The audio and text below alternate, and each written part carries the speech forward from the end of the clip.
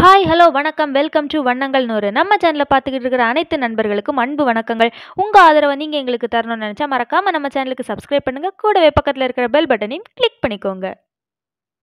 இன்னைக்கு நாம் பார்க்க போகிறது ரொம்பவே சூப்பரான டேஸ்டான வேர்க்கடலை மசாலா எப்படி செய்கிறதுன்றாங்க.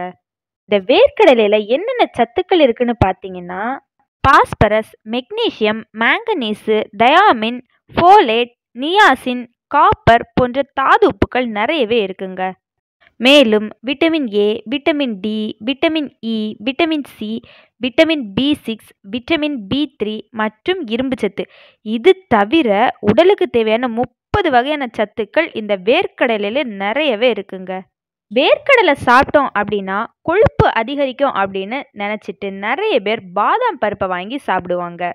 ஆனால் நிறைய பேருக்கு தெரியாத ஒரு விஷயம் என்னன்னா, பாதாமில் இருக்கக்கூடியதை விட அதிக அளவு புரதச்சத்து இந்த வேர்க்கடலையில தாங்க இருக்குது.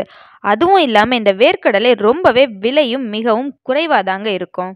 அதனால தான் வேர்க்கடலைக்கு ஏழைகளின் பாதாம் அப்படிங்கிற பேரு கூட இருக்குது. இப்போ நம்ம ஒரு பாத்திரத்தில் 1 கப் வேர்க்கடலை எடுத்துக்கலாங்க.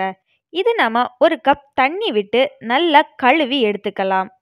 மண் எதுவும் இல்லாதபடி நல்லா கழுவி எடுத்துக்கோங்க, இல்லாட்டி சாப்பிடும்போது மண் நமக்கு வாயில் கிடைக்கும். வேர்க்கடலையை நல்லா கழுவுனதுக்கு அப்புறமா 3 கப் தண்ணி எடுத்துக்கோங்க. குக்கரில் வேக வைக்கிறதுக்கு 1 கப் கடலைக்கு 3 கப் தண்ணீர் சரியாக இருக்கும். இனி கொஞ்சமாக உப்பு சேர்த்துக்கலாம். உப்பு அதிகமாக சேர்க்க வேண்டாம், கொஞ்சமாக போட்டால் போதும். இனி உங்களுக்கு வேணும்னா மஞ்சள் தூளும் லேசாக போட்டுக்கலாம். இந்த வேர்க்கடலையை இனி ஒரு 4 விசில் வர வரைக்கும் நல்லா வேக வச்சு எடுத்துக்கலாங்க. அவ்வளோதாங்க, வேர்க்கடலை நமக்கு வெந்தாச்சு. இனி ஒரு பாதி பெரிய வெங்காயத்தை பொடி பொடியாக நறுக்கி எடுத்துக்கோங்க. நறுக்கி எடுத்த வெங்காயத்தை வேர்க்கடலை கூட சேர்த்துக்கலாம். இனி கொஞ்சமாக நல்ல மிளகு பொடியும் சேர்த்துக்கலாம். இனி கூடவே கொஞ்சமாக மஞ்சள் தூள், கொஞ்சமாக வற்றல் பொடி, இது எல்லாமே சேர்த்துக்கலாம். உங்களுக்கு காரம் அதிகமாக பிடிக்கும் அப்படின்னா நீங்கள் அதிகமாக வற்றல் பொடி சேர்த்துக்கலாம். இல்லை குறைவா வேணும்னா குறைவா சேர்த்துக்கோங்க. இனி கொஞ்சமாக மல்லித்தழை தூவி எடுத்துக்கோங்க. மல்லித்தழை நம்ம தூவி எடுக்கும்போது அதோட வாசனை ரொம்பவே நல்லா இருக்கும் மற்றும் அதோட சத்துக்களும் நமக்கு கிடைக்குங்க. இனி கொஞ்சமாக கேரட் இருந்தால் அதையும் துருவி போட்டுக்கோங்க. அடுத்ததாக நாங்கள் கொஞ்சமாக சாட் மசாலா சேர்த்துக்கோங்க. சாட் மசாலா ஆப்ஷனல் தான், ஆனால் இது சேர்க்கும்போது இதோட சுவை இன்னும் கொஞ்சம் அழகாக இருக்கும். சாட் மசாலாவுக்கு பதிலாக மாங்காய் இருந்தால் அதை கூட சின்ன சின்ன துண்டுகளாக நறுக்கி நீங்கள் இது கூட சேர்த்துக்கலாம். டேஸ்ட்டு ரொம்பவே நல்லா இருக்குங்க. இது எல்லாத்தையுமே ஒரு வாட்டி நல்லா கலந்து எடுத்துக்கலாங்க. அவ்வளவுதாங்க, வேர்க்கடலை மசாலா சூப்பராக ரெடி ஆகிடுச்சு. நீங்கள் குக்கருக்கு பதிலாக மண்பானையில் வேக வச்சிங்க அப்படின்னா இன்னும் கூட நல்லாவே டேஸ்ட்டாக இருக்கும். நீங்கள் இதை உங்கள் குழந்தைங்களுக்கு ஈவினிங் ஸ்நாக்ஸாக கூட கொடுக்கலாம். நம்ம கடையிலிருந்து நொறுக்கு தீனி வாங்கி கொடுக்கறத விட இதை மாதிரி டிஃப்ரெண்ட்டாக ஏதாவது செஞ்சு கொடுத்தோம் அப்படின்னா ரொம்பவே விரும்பி சாப்பிடுவாங்க. இப்படி நம்ம செஞ்சு கொடுக்கும்போது இந்த வேர்க்கடலையில் உள்ள சத்துக்கள், கேரட்டில் உள்ள சத்துக்கள், இது எல்லாமே அவங்களுக்கு சூப்பராக கிடைச்சிரும். இனி நம்ம வேர்க்கடலை இருக்கக்கூடிய நன்மைகள் என்ன அப்படின்னும் பார்க்கலாம். டெய்லி நம்ம கொஞ்சமாக வேக வச்ச வேர்க்கடலையை சாப்பிட்டா கிடைக்கக்கூடிய நன்மைகள் என்னன்னா, நோய் எதிர்ப்பு சக்தியை இந்த வேர்க்கடலை அதிகரிக்குது. இரத்தம் உறையாமை நோயை கூட கட்டுப்படுத்துது. இரத்தம் உறையாமை அப்படின்னா என்னன்னா, சிலருக்கு அடிபட்டுச்சுன்னா அந்த இடத்துல இரத்தம் உறையாம அப்படி இரத்தம் கசிஞ்சுக்கிட்டே இருக்கும். அப்படிப்பட்டதை தான் இரத்தம் உறையாமை நோய் அப்படின்னு சொல்லுவாங்க. நம்ம டெய்லி கொஞ்சமாக வேர்க்கடலை சாப்பிட்டோம் அப்படின்னா இந்த நோயை கூட இந்த வேர்க்கடலை குணப்படுத்துது.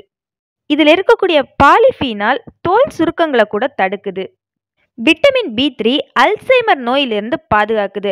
அல்சைமர் அப்படின்னா ஒரு நரம்பியல் நோய்ங்க. வேர்க்கடலையில் இருக்கக்கூடிய ஃபினோலிக் அமிலம் புற்றுநோய் கிருமிகளை அழிக்குது. பொட்டாசியம் இதயத்தை பலப்படுத்துது. இதய சம்பந்தமான நோய்கள் ஏற்படுவதை கூட தடுக்குது. பாஸ்பரஸ் மூளை சுறுசுறுப்புக்கு உதவுது. கால்சியம் எலும்போட பலத்திற்கு உதவுது. இதில் இருக்கக்கூடிய செரோட்டோனின் அப்படிங்கிற ஒரு பொருள் மன அழுத்தத்தை குறைக்குது, மன அமைதியை அதிகரிக்குது.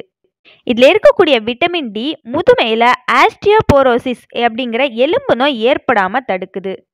கெட்ட கொழுப்பை குறைச்சி நல்ல கொழுப்பை அதிகரிக்குது.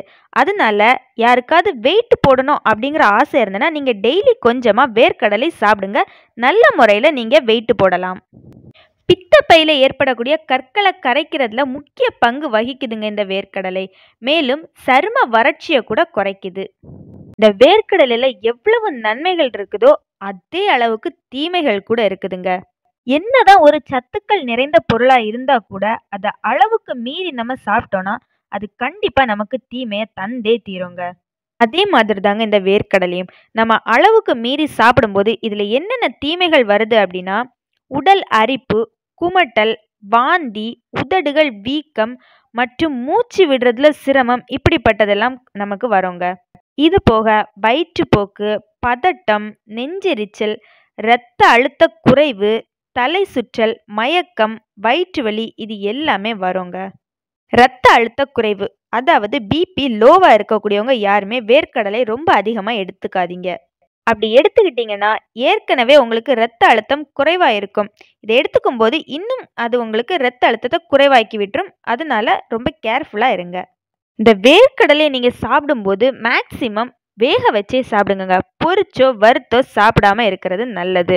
பொரிச்சு சாப்பிட்டா கெட்ட கொழுப்பு அதிகமாகும். பித்தநோய் உள்ளவங்க கடலையுடன் வெல்லம் அல்லது கருப்பட்டி சேர்த்து சாப்பிடலாங்க. நிறைய பேருக்கு வேர்க்கடலைய அவிக்காமலோ பொரிக்காமலோ வறுக்காமலோ பச்சையா சாப்பிட ரொம்ப பிடிக்குங்க. அதை கூட நீங்க கண்டிப்பா அவாய்ட் பண்ணிக்கணும். நீங்க வேர்க்கடலைய வேக வைக்கிறதுக்கு முன்னாடி பூஞ்சை தொற்று ஏற்பட்ட வேர்க்கடலை, அப்புறம் சுருக்கம் விழுந்த கடலை எல்லாத்தையுமே எடுத்து மாத்திருங்க. அப்படிப்பட்ட கடலை எல்லாம் நீங்க சாப்பிட்டீங்க அப்படின்னா கண்டிப்பா நோய் தொற்று ஏற்படுங்க. இவ்வளவு நன்மைகள் நிறைஞ்சு இருக்கக்கூடிய இந்த வேர்க்கடலைய நீங்களும் வாங்கி டெய்லி கொஞ்சம் கொஞ்சமா சாப்பிடுங்க. அளவோட சாப்பிடுங்க. ஆரோக்கியமா வாழுங்க.